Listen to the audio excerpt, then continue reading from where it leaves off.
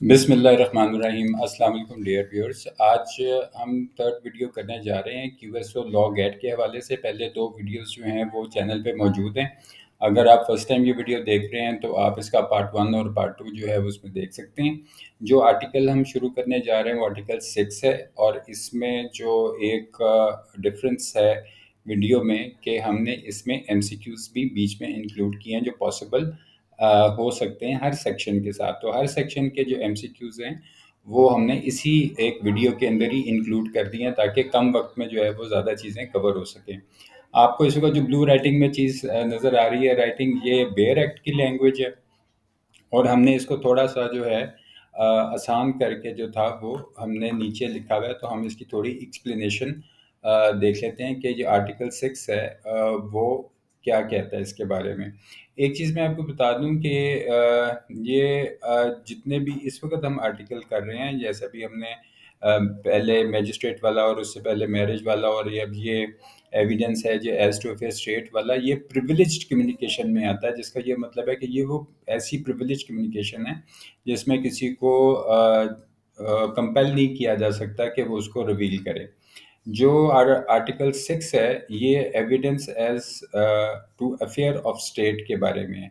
इससे यहाँ पे ये मुराद ली जाती है कि इसमें लिमिटेशंस हैं, ठीक है, जिसमें हम कह सकते हैं कि ये एड्रेस करता है उस लिमिटेशंस को on giving the evidence derived from the unpublished official records concerning the affairs of the state. लिहाजा तमाम वो रिकॉर्ड जो कि रियासत के रिकॉर्ड हैं और वो ऑफिशियली पब्लिश नहीं हुए, अभी उनको ऑफिशियल गैजेट में या किसी भी ऑफिशियल जगह के ऊपर उनको पब्लिश नहीं किया गया, वो चीज़ें जो हैं प्रिविलेज कम्युनिकेशन के अंदर आती हैं, हम उनको नहीं कर सकते रिवील।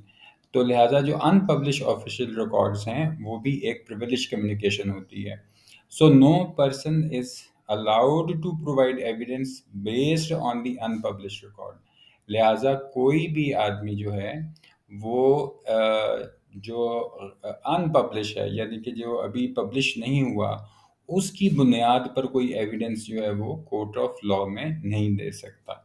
तो उम्मीद करता हूँ कि ये वाला पॉइंट आपको क्लियर हो गया होगा। इसमें आगे अगर हम चलें कि ये it is in within the discretion of the officer to grant और डिनाई सच परमिशन। अब इसमें ये चीज़ क्या है, इसको थोड़ा सा हम ज़रा अंडरस्टैंड कर लेते हैं कि फ़र्स्ट ऑफ ऑल तो आपने ये चीज़ पढ़ ली कि कोई no person is allowed to provide, कि कोई भी इंसान जो है वो अलाउड नहीं है उसको कि वो अनपब्लिश ऑफिशियल रिकॉर्ड जो है उसकी बुनियाद पर कोई एविडेंस जो है वो प्रोवाइड करे, अनलेस तावक्त कि वो कोई परमिशन ऑब्टेन करे उस ऑफिसर से, यानी कि किसी ऐसे अफसर से कोई इजाज़त तलब करे जो कि उस रेलिवेंट डिपार्टमेंट का हेड हो।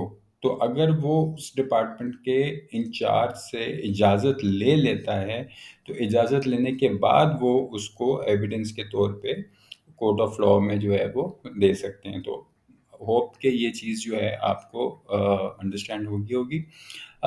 इसमें बहुत सारे ऐसे इंडस्ट्री, जब हम ऑफिशियल रिकॉर्ड की बात करते हैं तो ये डॉक्यूमेंट्स जो होते हैं उनमें मुख्तलिफ चीज़ें आ जाती हैं। जैसे एक रियासत किसी दूसरी रियासत से किसी सनत का कोई मुआहदा करती है, या कोई तिजारती मुआहदा करती है, या और इस तरह के जो मुआहदे होते हैं कमर्शियल नेचर के हों या इंडस्ट्रियल नेचर के हों, ठीक है, उसमें फेडरल गवर्नमेंट है, प्रोविंशियल गवर्नमेंट है, कोई स्टैट्यूटरी बॉडी वगैरह, ये सारी चीज़ें, तो ये तमाम चीज़ें जो हैं ये ऑफिशियल रिकॉर्ड में आती हैं। इसके एमसीक्यूज़ देख लेते हैं। इसमें एक पॉसिबल एमसीक्यू जो है वो ये बन सकता है कि जी मिसाल के तौर पे कि जी कानून शहादत के मुताबिक जो है ये 1984 वाला, क्या कोई एविडेंस ऐसा प्रेज़ेंट किया जा सकता है जो अनपब्लिश ऑफिशियल रिकॉर्ड से रिलेटेड हो? तो ऑब्वियसली अभी हमने मतलब इस चीज़ को डिस्कस किया है कि नीचे वैसे 3 ऑप्शंस इसलिए दिए हैं ताकि जिस वक़्त आप लॉ गेट का पेपर अटेम्प्ट कर रहे हो तो आपको अंदाज़ा हो कि वो इस तरह मिक्स करके इस तरह की स्टेटमेंट्स लिख देते हैं कि येस विदाउट एनी रिस्ट्रिक्शन या नो अनलेस या इस तरह करके। तो इसका आंसर बहुत सिंपल जो अभी हमने आपके साथ शेयर भी किया है कि जब तक कोई परमिशन नहीं ले ली जाएगी रेलेवेंट ऑफिसर इंचार्ज से, ठीक है, तब तक वो जो है उस रिकॉर्ड को बतौर एविडेंस कोर्ट ऑफ लॉ में नहीं किया पेश नहीं किया जा सकता। दूसरा एक एमसीक्यू ये बन सकता है कि जैसे ये पूछ सकते हैं वो आपसे कि आप बताएं कि इसका स्कोप क्या है। ये ऑफिशियल रिकॉर्ड्स हैं, स्कोप से मुराद कि भाई इसमें कौन से ऐसे डॉक्यूमेंट्स हैं जिनको हम ये कह सकते हैं कि जी वो ऑफिशियल रिकॉर्ड में। तो डेफिनेटली इसमें तमाम वो चीज़ें जो इंडस्ट्रियल, ये इसका जो आंसर है ये इसकी बी ऑप्शन है कि तमाम वो डॉक्यूमेंट्स ऐसे जो सनती हैं, कमर्शियल एक्टिविटीज़ हैं, गवर्नमेंट की एंटिटीज़ वगैरह की, वो तमाम उनको ऑफिशियल रिकॉर्ड्स कहते हैं। तीसरा एक पॉसिबल एमसीक्यू ये बन सकता है कि किसके पास ऐसी अथॉरिटी है कि वो ग्रांट भी कर सकता है और विदहोल्ड भी कर सकता है परमिशन को, यानी कोई इजाज़त दे भी सकता है, इजाज़त नहीं भी दे सकता। ग्रांट करना कि उसने इजाज़त दे दी और विदहोल्ड करना कि उसने इजाज़त नहीं दी। I am sorry. तो ऑब्वियसली इसकी ऑप्शन बी है कि जिसमें जो भी हेड ऑफ़ द डिपार्टमेंट है या हेड ऑफ़ कंसर्न जो भी डिपार्टमेंट होगा उसका जो ऑफिसर है वो उसकी परमिशन दे भी सकता है और परमिशन नहीं भी दे सकता। तो ये 3 हमने पॉसिबल एमसीक्यूज़ थे जो इस पर्टिकुलर आर्टिकल से रिलेटेड मतलब हो सकते हैं। उसके बाद हम ऑफिशियल कम्युनिकेशन के बारे में आ जाते हैं। ये ब्लू राइटिंग जो है ये बेयर एक्ट की है, ये आप वीडियो को पॉज़ करके भी पढ़ सकते हैं और अगर बेयर एक्ट आपके पास मौजूद है तो भी आप पढ़ सकते हैं। हम इसकी थोड़ी-सी जो ईज़ी कॉन्सेप्ट है या ईज़ी समरी आप कह लें उसको, वो हम शेयर कर लेते हैं इसके अंदर। ये जो सेक्शन है, it pertains to the confidentiality of the communication made to a public officer in an official capacity. यहाँ से ये मुराद ली जाती है कि ये आर्टिकल जो है वो इस चीज़ से रिलेटेड है कि हर चीज़ को सीगा राज में रखा जाएगा, यानी कि वो कम्युनिकेशन जो है वो एक कॉन्फिडेंशियल है जो एक सरकारी अफसर अपनी सरकारी कैपेसिटी यानी सरकारी किरदार के अंदर जो है, अगर वो किसी दूसरे सरकारी अफसर से जो है कोई बात ऑफिशियल कैपेसिटी में कर रहा है तो वो भी प्रिविलेज कॉन्फिडेंशियल कम्युनिकेशन होती है। इसमें पब्लिक ऑफिसर को कंपेल नहीं किया जा सकता कि वो उस कम्युनिकेशन को डिस्क्लोज करे जो दो पब्लिक ऑफिसर्स के दरमियान में जो है कोई ऑफिशियल कैपेसिटी के अंदर जो कोई बात हुई है उसको डिस्क्लोज करने पे किसी को मजबूर नहीं किया जा सकता। कम्युनिकेशन जो है वो अगर हम इस आर्टिकल के उसमें देखें तो अगेन इसमें आपके जो इंडस्ट्रियल और कमर्शियल एक्टिविटीज़ आ जाती हैं। अब वो किसी भी जो आपकी आप कह सकते हैं वफाकी हुकूमत जो है वो उसके साथ यानी फेडरल गवर्नमेंट जो है वो उससे बरह रास्त भी या इनडायरेक्टली दोनों तरीके से या प्रोविंशियल गवर्नमेंट से जो भी आपकी सूबाई हुकूमतें वगैरह आती हैं या कुछ स्टैट्यूटरी बॉडीज़ हैं, कॉरपोरेशंस हैं या ऐसे डिपार्टमेंट्स जिनको गवर्नमेंट कंट्रोल करती है, ठीक है? तो उन अफसरान को अपनी ऑफिशियल कैपेसिटी के अंदर जो उनकी गुफ्तगू होती है, उनको वो कॉन्फिडेंशियल होती है और उनको मजबूर नहीं किया जा सकता कि वो उसको रिवील करें। इसमें क्या पॉसिबल एमसीक्यू बन सकता है? मिसाल के तौर पे आपके सामने ये चीज़ आ सकती है कि जैसे आप ये बताएँ कि क्या किसी पब्लिक ऑफ़िसर को फ़ोर्स किया जा सकता है कि वो जो ऑफ़िशियल कैपेसिटी में जो है, अपनी कम्युनिकेशन को डिस्क्लोज़ करे? ऑब्वियसली नहीं, अभी हमने इस चीज़ को किया तो इसका जो एमसीक्यू दिया गया है, उसका आंसर बी होगा कि उसको मजबूर नहीं किया जा सकता तावक़्त के ये पब्लिक इंटरेस्ट के लिए जो है वो ज़रूरी हो, तब मतलब ये चीज़ डिस्क्लोज़ की जा सकती है, अदरवाइज़ उसको कंपेल नहीं किया जा सकता। तो इसकी ऑप्शन बी होगी।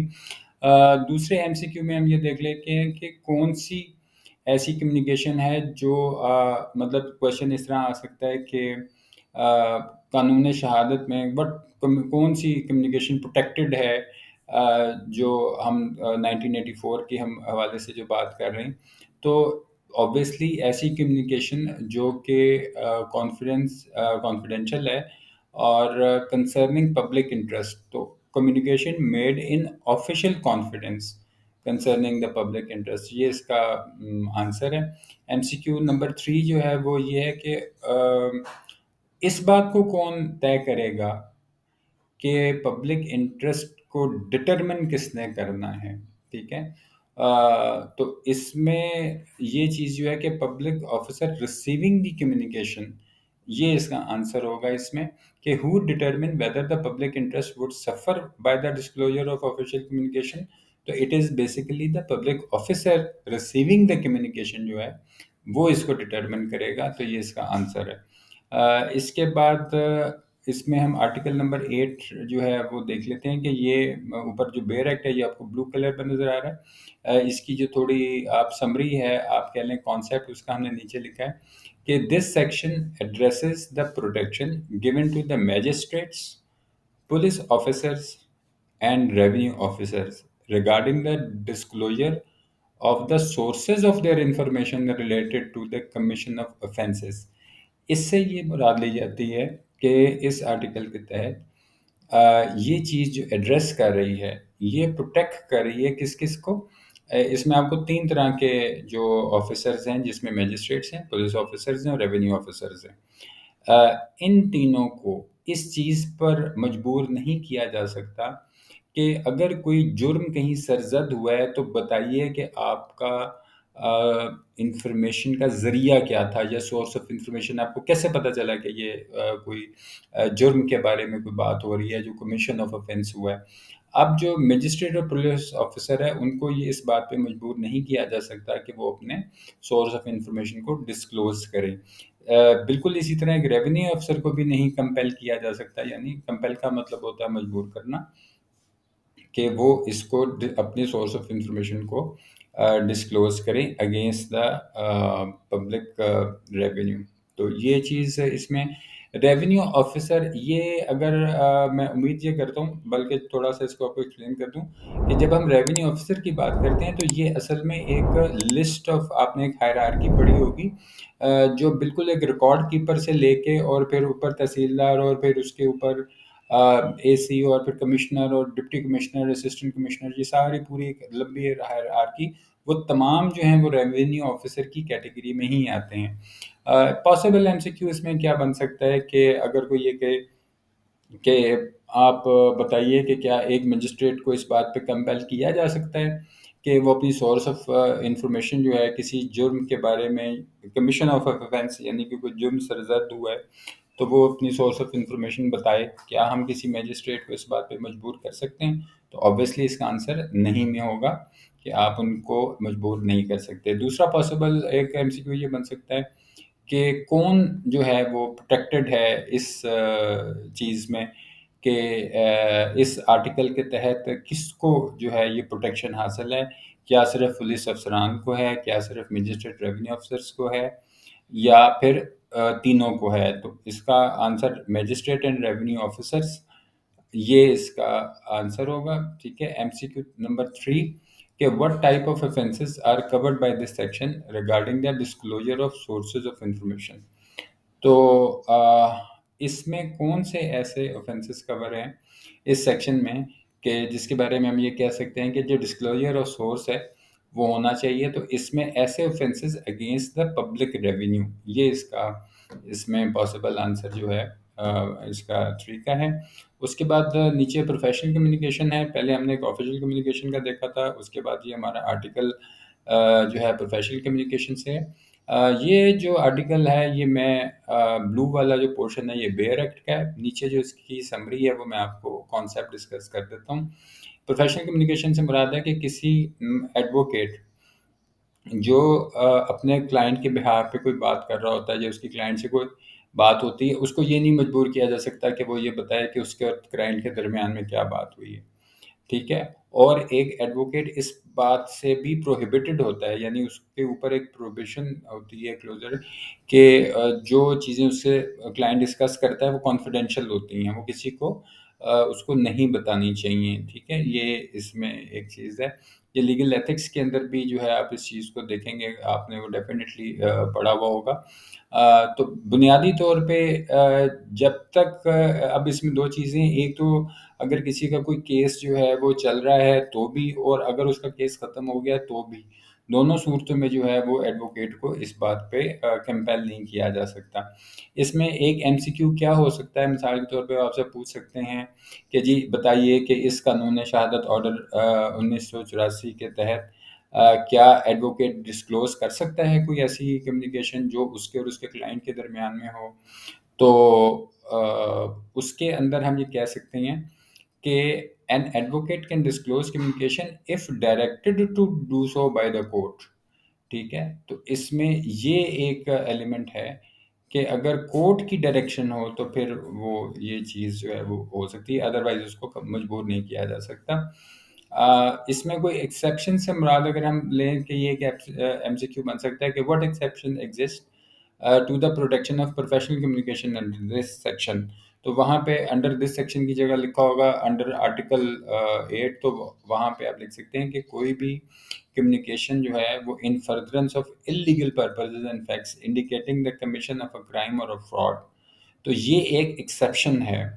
इस एक्सेप्शन से मुराद ये है कि कोई ऐसी चीज़ जिसमें कोई इलीगल काम होने वाला है या कोई क्राइम या फ्रॉड वाली बात है, तो वो फिर इसके अंदर नहीं आएगी, बल्कि हम उसको एज अ एक्सेप्शन डील करते हैं। एक एमसीक्यू जो है वो इसमें ये बन सकता है कि does the obligation to maintain the confidentiality between an advocate and client continue after termination of their professional engagement. इससे सवाल का मतलब ये है कि अगर एक एडवोकेट जो था, किसी क्लाइंट ने उनका काम जो था, कोई एडवोकेट साहब कर रही हैं और उनका एक मतलब एक एडवोकेट और क्लाइंट का रिलेशनशिप है और वो उनका काम मुकम्मल हो गया है, तो क्या उस काम के मुकम्मल हो जाने के बाद भी ये जो कॉन्फिडेंशियलिटी है वो ऑब्लिगेशन है, यानी उनके ऊपर ये एक चीज़ ऑब्लिगेशन है एडवोकेट साहब के ऊपर कि वो उस कम्युनिकेशन को जो है वो रिवील ना करें।